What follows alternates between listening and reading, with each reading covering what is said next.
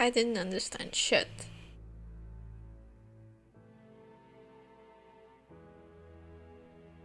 Rensburg is dead. Isn't it? I had saved Ian from making another mistake. But none of the crew cared for the cabin boy's fate. They were all too busy tending to the esteemed navigator, who was bleeding out on the deck below us. His knife.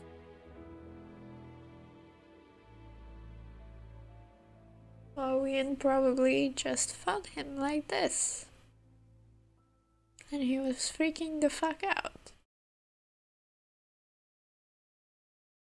Hello everyone, and welcome back to Herald.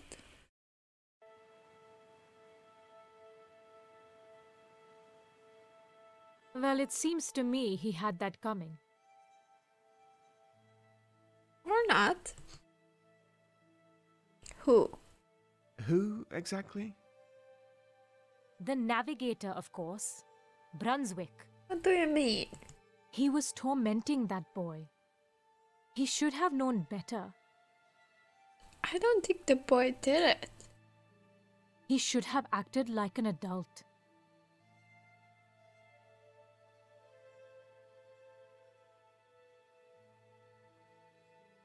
They were both very troubled individuals. I'm not sure. I think they were both very troubled individuals. Few things suggest that it was more than misplaced kindness that led to distrust. An error of judgment.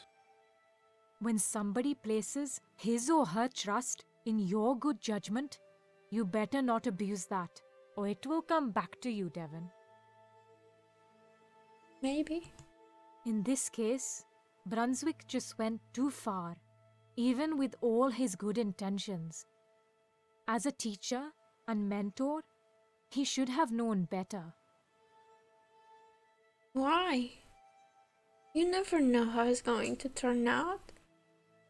Maybe if Ian did it, maybe what I mean is that Brunswick thought Ian one day is going to understand him and why he was doing the things he did. I mean, he was a kind man. From what I saw, he only wanted the best for Ian. I don't think he deserved that. And I don't think Ian did that.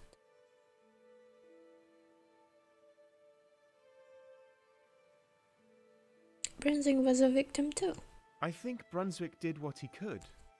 And in the end, he's the one that got attacked. Yeah. He's the one that got attacked. Hopefully he's not dead. Look, Devan. When kings take pride in their rule over others, they often become tyrants. I've seen it happen myself. It's a sort of power that corrupts good men. Maybe. Excuse me, Mary Rani. Mary Rani. I'm sorry to disturb you, but there is something that demands your immediate attention. So you're going to leave me alone here? Great. I'll be right down. Excuse me, Devan. Please wait here and do not move. Understood? Good. Of course I will move.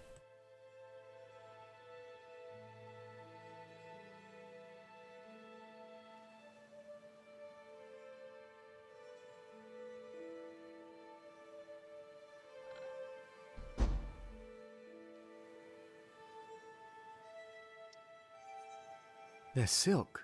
So soft. So luxurious. Well, I know tea. So aromatic. Seem to be very luxurious place. Not the best bed I have ever slept in. Yeah, it doesn't look very comfortable. How did I end up in this again? You're the only one who knows that.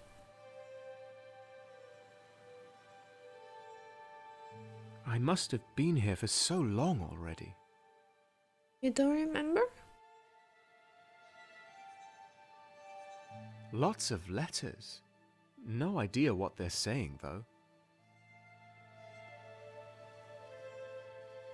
A newspaper clipping about the accidental death of a Raja. Interesting. Raja Aboyad, who dead. The local rule suffered stroke in Krishnapur Harbour. Regent Chandler sends condolences. Yesterday morning, the harbour of Krishnapur was the sad scene of an event, and unexpected as it was tragic. It saw the untimely demise of the Raja Abai II, who loved the rule of the native state of Mishra. The Raja, accompanied by his daughter of 12, has been inspecting a ship in its final stages of completion. Having commissioned the vessel for some months earlier, when disaster struck. Witnesses reports to have seen the Raja reach for his heart while crossing the gangway, subsequently falling between the guy and the ship. Whether this sudden seizure was the main cause of his death, or whatever he might have lived had not been decomposed,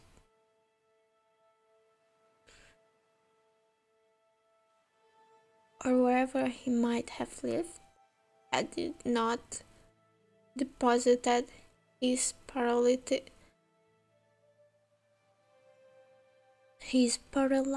into the water isn't clear. The unfortunate truth is that by the time his body was brought up by quick and diligent efforts of the workers on the vessel, his soul had already departed. You know, you can know that if he actually suffocated or actually had a stroke. You know, autopsy, you know, he had water in his lungs, then he probably drowned. Details.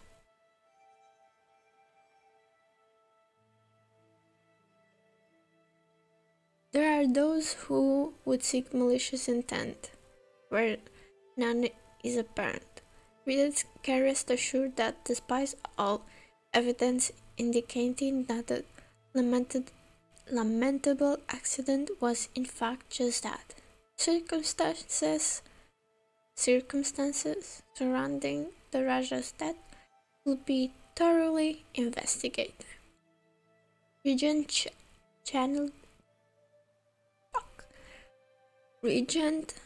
Chandler has exposed his deepest regrets at the loss of the Raja Abai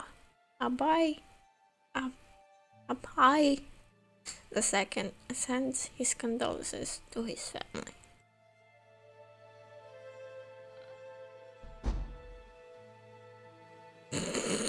We got caught. Now, when did I say you could walk around while I was gone? Oops. I didn't mean to. You don't need to answer that. Now sit down. You are still my prisoner, remember? Yeah. For how long? How long are you going to keep me here? I'll keep you here for as long as necessary. Now tell me the rest of your story. Why is it so important? I assume the captain must have been furious after what happened.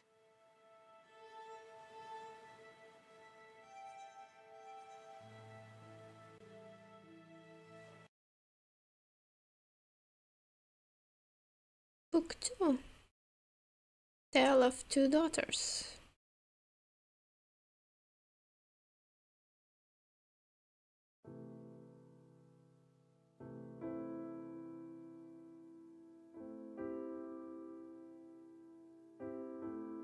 My God, Ludlow! How could you be so stupid? It happened. I still don't know, sir. Don't tell me I didn't warn you 1,000,000 times! Maybe you didn't. You are lucky that we are short on people with your skills, or I'd have demoted you there and then. That's really mean. But I get it. I'm so sorry, sir.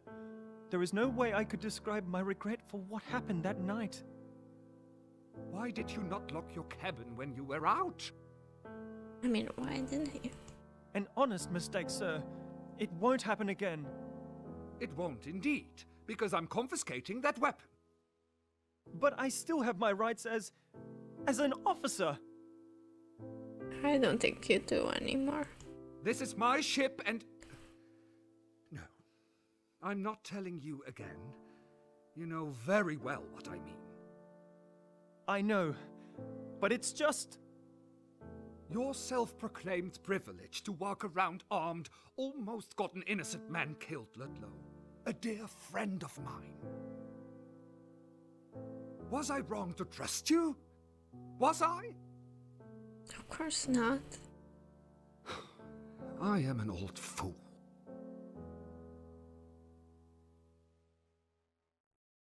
Assure Captain Ludlow.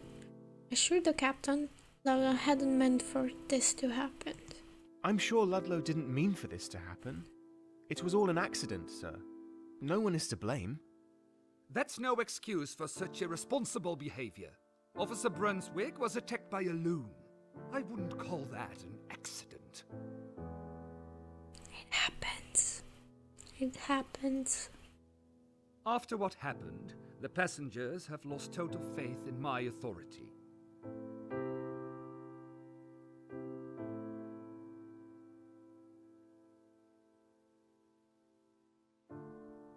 To restore that, I have decided to make you steward, Rensburg.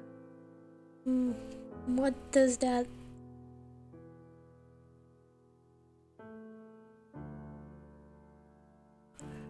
What does that position entail? I want the both of you to pamper our guests as much as possible. Oh, so attend to the guests and make them feel good. And if I hear as much as one complaint, I'm going to have to use force to correct it.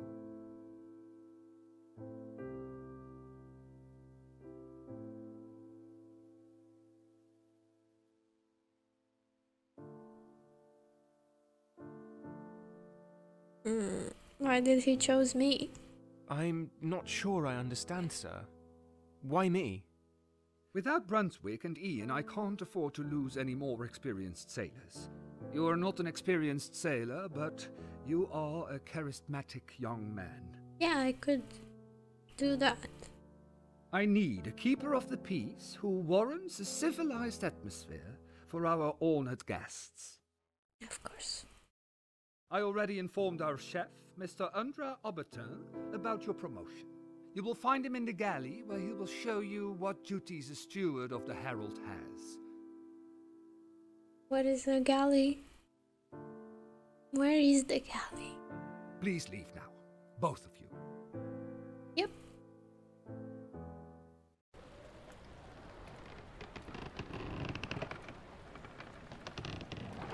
Well, congratulations. I don't know if I'm very happy about that. I don't know how you did it, but you did it. Got yourself a blue coat in less than a week. Yeah. Pretty soon. I feel sorry for Ludlow. I'm sorry. This must have been hard for you. I'll get over it. It's not the first time the captain and I clashed like this. Hopefully not about someone attacking someone else. And whatever the case, this is exactly what we need right now. What do you mean? Absolutely brilliant, Devan. Ask what I meant. Care to explain how that was supposed to be brilliant? Don't you remember what we talked about earlier?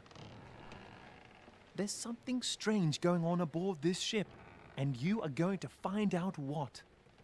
Yes, I will, apparently.